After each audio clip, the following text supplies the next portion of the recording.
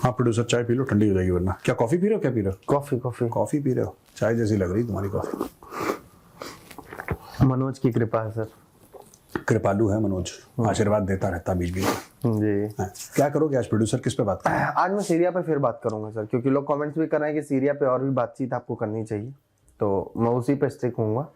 और मेरा सबसे एक बड़ी चीज है कि सर इजराइल ने ऑपरेशन लॉन्च किया बशान एरो। हाँ 48 घंटे में करीब उनपे 480 या उससे ज्यादा, लगभग 500 कहते हैं, स्ट्राइक्स की हैं सर। उनके नेवल फ्लीट्स बर्बाद कर दिए, उनके आर्म्स डिपो बर्बाद कर दिए, उनके ऑर्डिनेंस के पूरे वो डिपो बर्बाद कर दिए सर।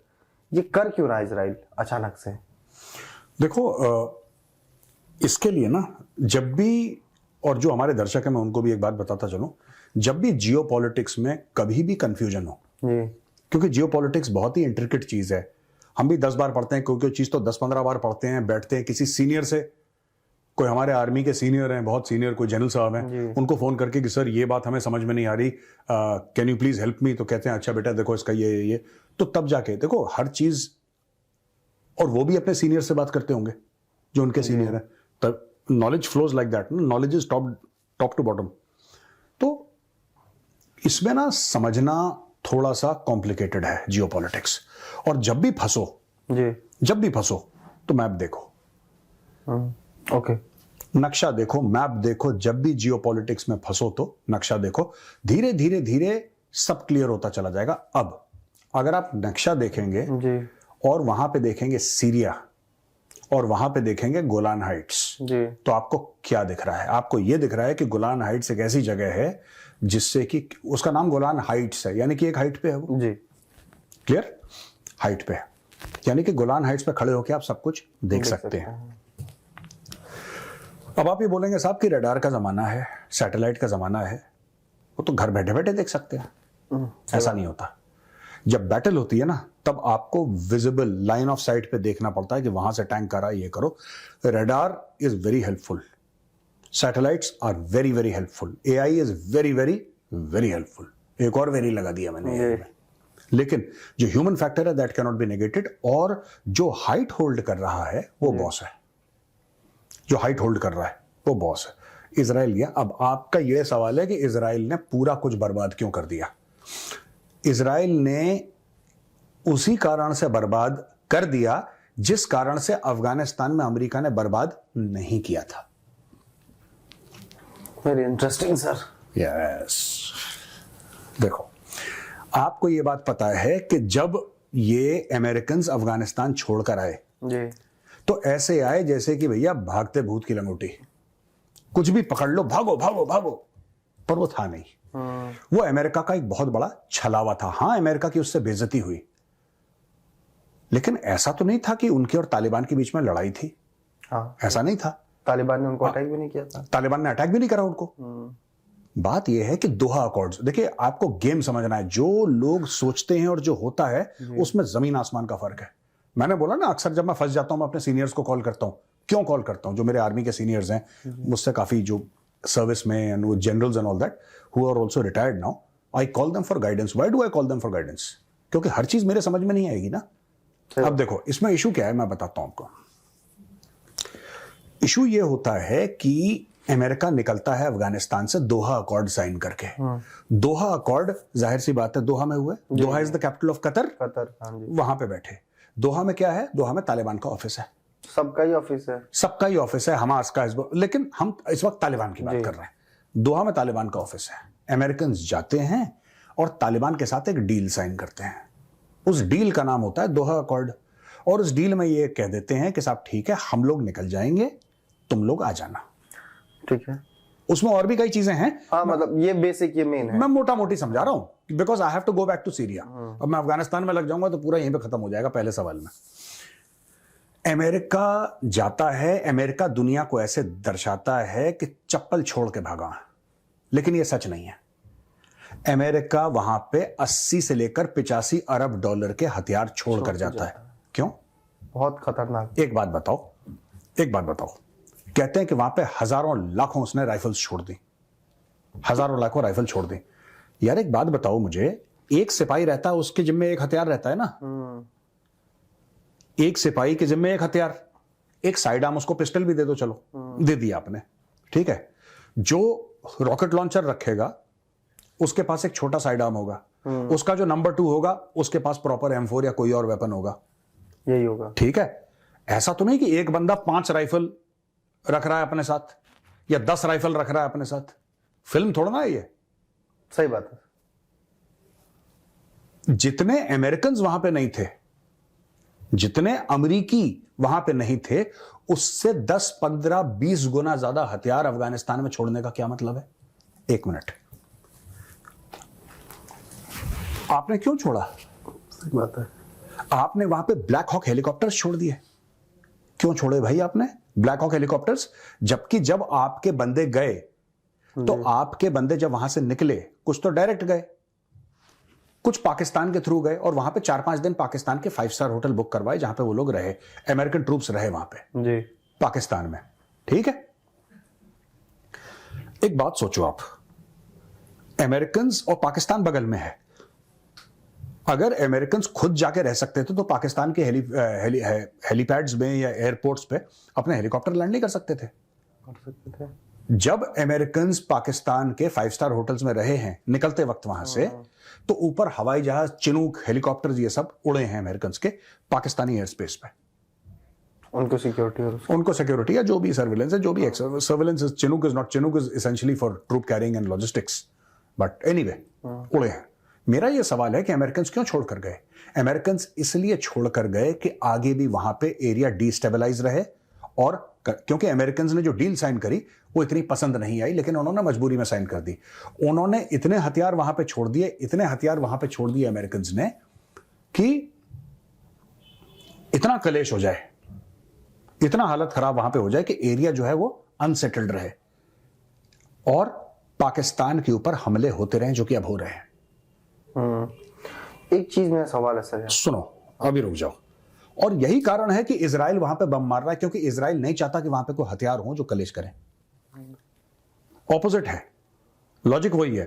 अमेरिका ने इसलिए हथियार छोड़े अफगानिस्तान में कि वहां पे कलेश हो, और इजराइल जो एक एक करके उसकी नेवी, उसके एयरफोर्स, उसके एमुनिशन डंप उड़ा रहा है, इसलिए कि आगे कलेश ना हो। बिकॉज अमेरिका तो अफगानिस्तान से बहुत दूर है बॉस, बहुत दूर है अमेरिका। सीरिया लगा हुआ है बिल्कुल, और Syria is the staging point for the Hezbollah. Hezbollah का स्टेजिंग पॉइंट क्या है? सीरिया है। ईरान से इराक, इराक से सीरिया, सीरिया से अंदर टप। एक सवाल है सर मेरा, मैं आपको थोड़ा सा तालिबान वाले इलाके में लेके जा रहा हूँ सर दोबारा। दोहा अकॉर्ड, अगर मैं गलत नहीं हूँ तो डोनाल्ड ट्रंप के टाइम पे साइन हुआ, और ये जो यूएस के ट्रूप्स निकले हैं, हाँ, ये जो बाइडेन के टाइम पे निकले हैं। हाँ। क्या यूएस की पॉलिटिक्स भी इसमें इन्वॉल्व थी, इन दोनों चीजों में? बिल्कुल। देखो, जो बाइडेन जो है ना, he is not a very strong guy, और जो बाइडेन कभी प्रेसिडेंट था ही नहीं। हाँ, ये तो मैं सर, इसमें मुझे कोई आश्चर्य भी नहीं है। जो बाइडेन ने शपथ ली थी, लेकिन जो बाइडेन ने कभी कुछ करा नहीं। करता धरता ओबामा है। रिटायर हो गया ओबामा, घर पे बैठा है वॉशिंगटन डीसी पे, वहां से उसके 2 मोहरे। कौन से 2 मोहरे? एक हैरिस, एक कमला हैरिस, और दूसरा जो बाइडेन। और जो बाइडेन व्हाइट हाउस के अंदर रहने के बावजूद, राष्ट्रपति की कुर्सी पे बैठने के बावजूद, वो कभी राष्ट्रपति था नहीं। राष्ट्रपति हर समय, आज की तारीख में भी, इवन टुडे, जो राष्ट्रपति अमेरिका का, वो आप मान के चलो बैरक ओबामा है, क्योंकि करता धरता हुआ है। जो बाइडेन तो भूल जाता है, आपको हाथ मिला के यहां पे देखता रहेगा, फिर दीवार की ओर देखता रहेगा। वो देख रहा है दीवार, देख रहा, पता नहीं इसको क्या नजर आ रहा है दीवार में। तो इन्होंने ऐसे प्यादे लगाए। बैरक ओबामा ने बोला कि मेरे बाद एक ऐसा बंदा आना चाहिए कमजोर, जो मेरे कंट्रोल पे हो, तो उसने जो बाइडेन को लगवाया। जो बाइडेन जब जा रहा था, उसने बोला कि मेरे बाद ऐसे कमजोर आए जिसको मैं उसने कमला हैरिस को लगाया। सब ने अपने से कमजोर बंदे को लगाया। जो आप बात कर रहे हो दोहा अकॉर्ड्स की और एग्जिट की, इसने पूरे जगह, क्योंकि मुझे ऐसा लग रहा है सर कि ट्रंप का कुछ और प्लान था, इन्होंने प्लान को मिट्टी पली। ट्रंप का नहीं, देखो, ट्रंप का प्लान ये था कि हम लोग वहां से एग्जिट करेंगे, क्योंकि इसीलिए ट्रंप ने वो अकॉर्ड भी साइन करवाए थे उसने, अब्राहम अकॉर्ड्स। हाँ। ट्रंप, क्योंकि ट्रंप ये कहता है कि यार आपने 2 ट्रिलियन, 2 खरब डॉलर आपने खर्च कर दिए 20 साल में अफगानिस्तान में। 2 ट्रिलियन डॉलर्स आपने खर्च करे, राइट सर। क्या हासिल हुआ आपको? आपने तालिबान से लिया अफगानिस्तान, 20 साल के बाद आपने तालिबान को दे दिया। ठीक है, अपने बंदे मरवा दिए, $2 ट्रिलियन खर्च कर दिए। ट्रंप एक बिजनेसमैन है, ट्रंप कहता है यार इसका फायदा किसको हुआ? जो हथियार बनाने वाली कंपनीज है उनको फायदा हुआ, बस अमेरिकन तो मर गए। आपने एक लड़ाई लड़ी जिसका कोई अंत नहीं है। तो ट्रंप का ये कहना है कि $2 ट्रिलियन से अमेरिका का कितना भला हो जाता, आपके स्कूल्स बन जाते, आपके नए नए एयरपोर्ट्स बन जाते, पुराने वालों को तोड़ के नए वाले बन जाते, सड़कें बन जाती, आपका इंफ्रास्ट्रक्चर ठीक हो जाता है अमेरिका का। $2 ट्रिलियन, और वो $2 ट्रिलियन क्या है? वो लोन है आपके ऊपर भाई, वो लोन है आपके ऊपर। तो आप जो कर रहे हो, इज इट रियली रिक्वायर्ड? आप दूर दूर जाके लड़ते हो। ओसामा बिन लादेन अगर छुपा था, राइट, आप ओसामा बिन लादेन को आप वहां पे अपनी स्पेशल फोर्सेस को एक्टिवेट करते, आप तजाकिस्तान में तजाकिस्तान से बात करते, वहां पे एयर बेसेस लेते, पाकिस्तान से आप स्ट्राइक्स करते। एक ऊपर तजाकिस्तान हो गया, इधर पाकिस्तान हो गया, ये वकान कॉरिडोर है बीच में, ये अफगानिस्तान है। आपको जो करना था करते, अपने हार्डकोर इंटेलिजेंस के एसेट वहां पे लगाते, पूरा CIA को एक्टिव करके, और आपको जिस दिन पता लगता कि ओसामा बिन लादेन यहां पे, उसको ठोक देते। देखो ना, बात यह है कि आपने बोला कि हम अलकायदा को खत्म कर देंगे, राइट? वो तो नाम है ना यार, अलकायदा एक नाम है ना। आपने अलकायदा को खत्म कर दिया, आज भी अलकायदा जिंदा है। हाँ, और इस्लामिक स्टेट आपने और पैदा कर दिया इराक के अंदर घुस के। फिर मुस्लिम ब्रदरहुड खत्म हुआ तो फिर हमास और 50 चीजें आ गई सर। मुस्लिम ब्रदरहुड कभी खत्म नहीं होगा। वही मतलब मेरा वही है कि फिर नए तरह पे नया लिपापोती किया आपने, अलकायदा बोला। मुस्लिम ब्रदरहुड एक दूसरा चूरन है बॉस। हमास वमास तो छोटे छोटे बच्चे हैं। मुस्लिम ब्रदरहुड जो है ना, वो जिसको कहते हैं ना सांप का फन, ये छोटे छोटे सपोले हैं, हिजबुल्लाह, हमास। मुस्लिम ब्रदरहुड इजिप्ट में बनी थी। मुस्लिम ब्रदरहुड एक मिलिटेंट इस्लामिज्म के बारे में बात करती है, जहां पे हर बंदा जिहाद लड़ेगा। उसकी एक अपनी फिलॉसफी, और उससे बहुत लोग अग्री करते हैं। तो उसी से तो ये सब निकले सर, मेरा ये कहना है। हाँ बिल्कुल, और वही विचारधारा लेके चल रहे हैं। तो नहीं, बिल्कुल बिल्कुल प्रोड्यूसर, आइडियोलॉजी को तो नहीं खत्म कर सकते। आइडियोलॉजी को नहीं, आई एग्री विथ यू। वही चीज है सर। एक और चीज सर की नेतन्याहू, कॉफी पी लो, ठंडी हो जाएगी प्रोड्यूसर। कॉफी तो पी रहा हूँ सर। एक मुझे यूनिक चीज लगी, नेतन्याहू अटैक कर रहा है सीरिया में, हाँ, लगातार मार रहा है बम, हाँ, लेकिन उसने सीरिया के साथ दोस्ती का हाथ बढ़ाया एक धमकी के साथ। बोला हम रिश्ते अच्छे चाहते हैं, लेकिन अगर हमको कुछ हुआ तो फिर ठीक नहीं होगा सीरिया के लिए। आपने एक बात नोट करी है जी, अब पता नहीं लोगों ने बात नोट करी कि नहीं करी। जो जुलानी है उसके लोग हर जगह आ गए। इजराइल सीरिया के अंदर घुस गया। इजराइल दमश्क के, डमस्कस के 25 किलोमीटर पीछे है। हाँ, इजराइल के टैंक वहां पे पहुंच गए। 25 किलोमीटर आगे, 20 किलोमीटर आगे डमस्कस है। पूरे डमस्कस, उसके इर्द गिर्द जुलानी के फाइटर्स हैं। जुलानी के किसी फाइटर ने किसी इजरायली सोल्जर के ऊपर गोली चलाई? कुछ नहीं। क्यों हबीबी, सोचो, आप तो यहूदी को मारना चाहते हैं, आपकी तो ट्रेनिंग अलकायदा की है, फिर आपने यहूदी के ऊपर गोली क्यों नहीं चलाई? वो तो आपके मुल्क के अंदर घुस गया और 25 किलोमीटर दूर या 20 किलोमीटर दूर आपके कैपिटल डेमास्कस के बाहर खड़ा है अपने टैंक लेके, लेकिन तुम उसको अटैक नहीं करती। क्यों नहीं करती अटैक?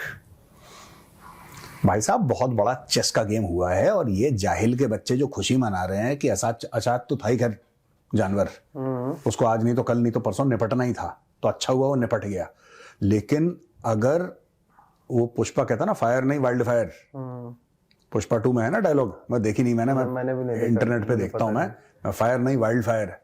तो भैया वही चक्कर है कि वो फायर था, ये जो आया ये वाइल्ड फायर है, ये पुष्पा 2 है, ये और खतरनाक है, ये जबरदस्त खतरनाक है। और ये वहां पे जिस तरीके से वहां पे लोगों को मारा जा रहा है, वहां पे जिस प्रकार से एग्जीक्यूशंस हो रहे हैं, ठाक ठाक खोपड़ी के पीछे गोली देके टट टट, इतने सारे वीडियोस आ रहे हैं, और खुद वीडियोस डाल रहे हैं लोग।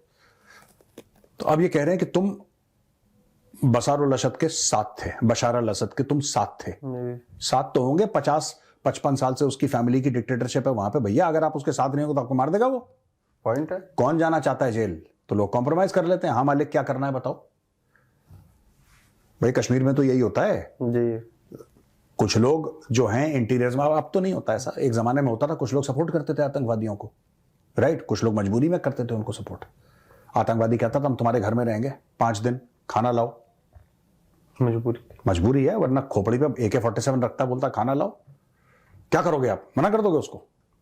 तो फिर तो ये हो रहा है। पर ये सोचना कि हबीबी वो गोली क्यों नहीं चलाती मतलब यहूदी पे? इस जो ये पूरा चेस का गेम सेट हुआ है सर, इसमें देखो, एक बड़ा और मजबूत प्यादा इजराइल का भी है।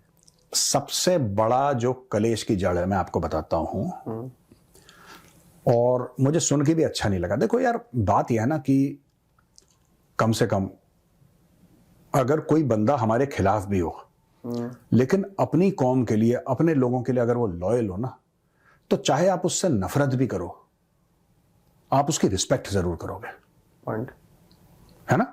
आप उसकी रिस्पेक्ट करोगे कि चलो कैसा भी है यार, कैसा भी है। आज की तारीख में हम लोग, मैं सनातनियों की बात कर रहा हूं, हिंदुओं की बात कर रहा हूं, जब हम लोग विभीषण को बुरा मानते हैं ना, कि विभीषण यानी कि गद्दार मानते हैं ना, जबकि विभीषण ने प्रभु श्री राम की मदद करी थी, उनकी वजह से प्रभु श्री राम जीते, नाभि में तीर मारिए प्रभु, है ना? लेकिन आज भी विभीषण, जबकि विभीषण की मदद के बिना उनका जीतना बहुत मुश्किल था। ठीक है ना? मैं ये नहीं कह रहा असंभव, क्योंकि वो तो भगवान है, ये नहीं होता तो कोई और रास्ता खुलता, लेकिन उनका जीतना मुश्किल था। तो विभीषण जो था वो सत्य की राह पे चला। विभीषण जो था उसने एक्चुअली प्रभु श्री राम की मदद करी। You believe so? एकदम सर। आज की तारीख में भी विभीषण को बुरा क्यों मानते हैं, जबकि उसने तो प्रभु की मदद करी?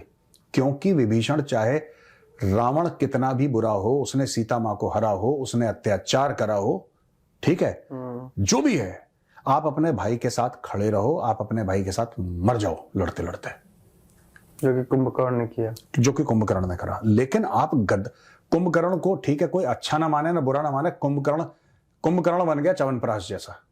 खाओगे तो फायदा होगा, नहीं खाओगे तो कम से कम नुकसान तो नहीं होगा, या खाओगे तो नुकसान तो नहीं होगा। वो न्यूट्रल गियर में चला गया कुंभकर्ण। गालियां पड़ती हैं विभीषण को, क्यों पड़ती हैं? जब भी आपको गद्दारी करता क्या लोग कहते हैं विभीषण है। यहां इस स्टोरी में जिसने गद्दारी करी है वो एर्दोगन। वो बहुत अपने पर्सनल गेन के लिए, वो इस्लाम का इस्तेमाल करता है अपने पर्सनल गेन के लिए।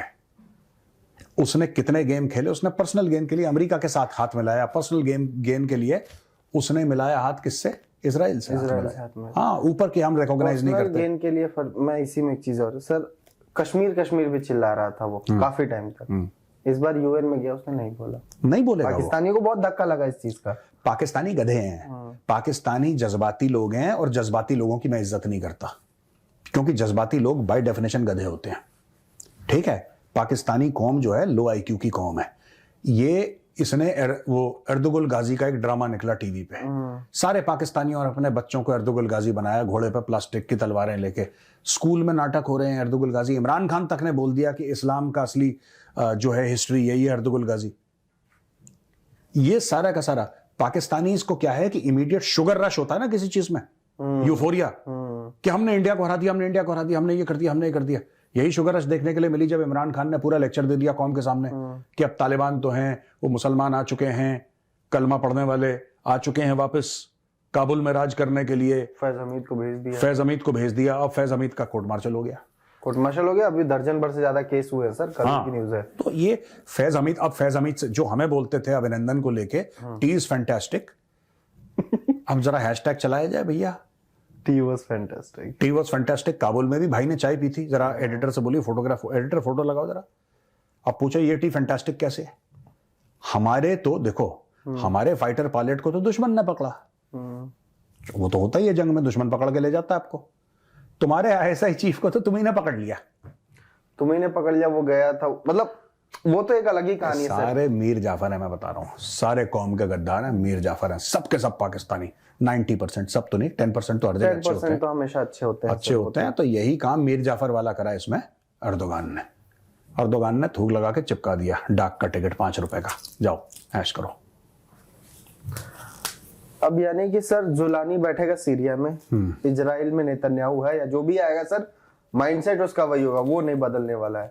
इजराइल, क्योंकि जितना मैंने पढ़ा है, जितना मैंने समझा सर, आप जानते भी हैं कई लोगों को, मुझे ऐसा लगता है कि इजराइल में वो सेक्युलरिज्म का कीड़ा किसी को काटा है ज्यादातर। वो 1-8% कुछ होंगे तो होंगे, या 0.5%। देखो, मैं आपको बताता हूं कि ये जो हम सेक्युलरिज्म समझते हैं ना, Israel is a secular country. 20% Israel की पॉपुलेशन, 20% अरब मुस्लिम से है, ठीक है ना, इजराइल में। एंड उनको भी वही हकूक है, वो भी आर्मी में जाते हैं, वो भी हर जगह जाते हैं। इजराइल है, नहीं, एक सेक्युलरिज्म आप जो सेक्युलर की बात, सिक्युलर की बात कर रहा आप हूँ, सेक्युलर की बात नहीं कर रहे। सिक्युलर की मैं बात कर रहा हूँ जो ये सब नहीं करते वो लोग। हाँ ये कीड़े हिंदुस्तान के हैं। सेक्युलर का क्या मतलब है? Separation of church and state. जी जो ओरिजिनल यूरोपियन डेफिनेशन है ऑफ सेक्युलरिज्म, सेक्युलरिज्म की ये यूरोपियन डेफिनेशन है कि separation of church and state, यानी कि जो बात लोग धर्म की करते हैं, जो धर्म वाले लोग हैं वो पॉलिटिक्स में नहीं घुसेंगे और पॉलिटिक्स वाले धर्म की बात नहीं करेंगे। मतलब बात करो, बात करने में कोई दिक्कत नहीं है, वो धर्म को कंट्रोल करने की कोशिश नहीं करेंगे, और जो धर्म वाले हैं वो पॉलिटिक्स को कंट्रोल करने की कोशिश नहीं करेंगे। ये यूरोपियन फॉर्मूला था बहुत पहले का, कई सेंचुरीज पहले का, which was called secularism. Okay, तो मैं जो पूछ रहा था सर, इजराइल अपना एक है उधर, लेबनान में भी ट्रूस हो गया, हिजबुल्लाह को अभी भी ठोक रहा है इजराइल, स्ट्राइक्स कर रहा है। इधर जुलानी आ गया सीरिया में, वेस्ट बैंक गाजा को पूरा सफाचट कर दिया, यानी कि इजराइल को जो सेव करने वाला काम था वो इजराइल ने कर लिया अपना।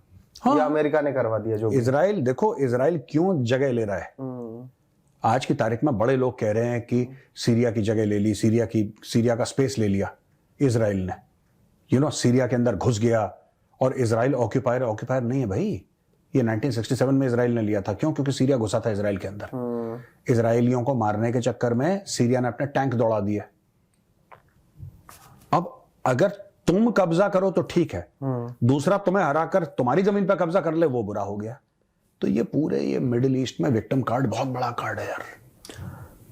एक दिमाग में सर बात आ रही है, पाकिस्तान, बांग्लादेश, सीरिया, उससे पहले श्रीलंका भी था सर, अगला ईरान तो जाएगा 100%। अगला इराक, हाँ, उसके बाद ईरान। हाँ, सीरिया से बॉर्डर किसका लगता है अभी? इराक से। इराक का। और इराक का बॉर्डर किससे लगता है अभी भी? ईरान से। और ईरान का बॉर्डर किससे लगता है अभी भी? पाकिस्तान से लगता है ना अभी भी। तो ये अभी भी बहुत यहाँ पे अभी खजूर खाने को मिलेंगे। रुक जाओ, 2025 में बहुत खजूर खाने को मिलेंगे आपको। ये सारा ग्रेट गेम चल रहा है और ये खड़का देंगे। Great game of America, American deep state, Israel, everybody. और इसमें सोच रहा है एर्दोगान कि सबको आपस में लड़ा के मुस्लिम उम्मा को चुम्मा मैं दे दूंगा।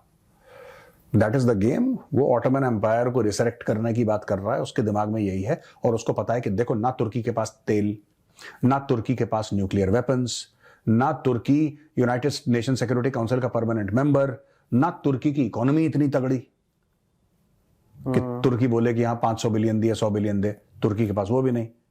और तेल के बारे में बात कर ही चुका हूं, ठीक है जी। तुर्की हर समय इस चीज का फायदा उठाएगा कि it's a European country, it's a member of, गोरे हैं, यूरोपियन हैं, उसी एंगल। क्योंकि कम से कम सब कॉन्टिनेंट में, इंडियन सब कॉन्टिनेंट में ये चूरन बिक जाता है। चाहे तुर्की को या एर्दोगान को बाकी यूरोपियन कंट्रीज बोझ समझें। ये क्या गधा है यार ये, क्योंकि वो असली गोरे हैं ना, वो इसको गधा समझते हैं। पर जो थोड़े से भूरे हैं वो इसको समझते हैं कि अरे यार हम तो ऐसे ही बनने को मांगता। ये बड़ा कॉम्प्लिकेटेड मामला है प्रोड्यूसर। ये देख लेना कि ये अभी हो सकता है कि इजरायली फोर्सेस के साथ कल परसों क्लैश हो, नरसों क्लैश हो, कुछ ना कुछ तो होगा। लेकिन एक चीज का अरसा में ध्यान रखना, वो 20-25 किलोमीटर है दमिश्क के दूर। अभी तक कुछ हुआ नहीं है। अभी तक एक बंदे ने एक गोली नहीं चलाई इजरायलियों के अगेंस्ट, और अभी भी इजरायली उनके इर्द गिर्द बमबारी कर रहे हैं।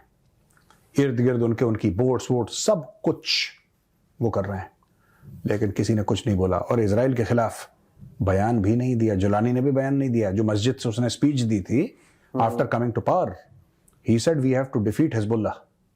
उसने हिजबुल्लाह के खिलाफ बोला, उसने इस्लामिक स्टेट के खिलाफ बोला। हिजबुल्लाह के खिलाफ कौन है अभी भी?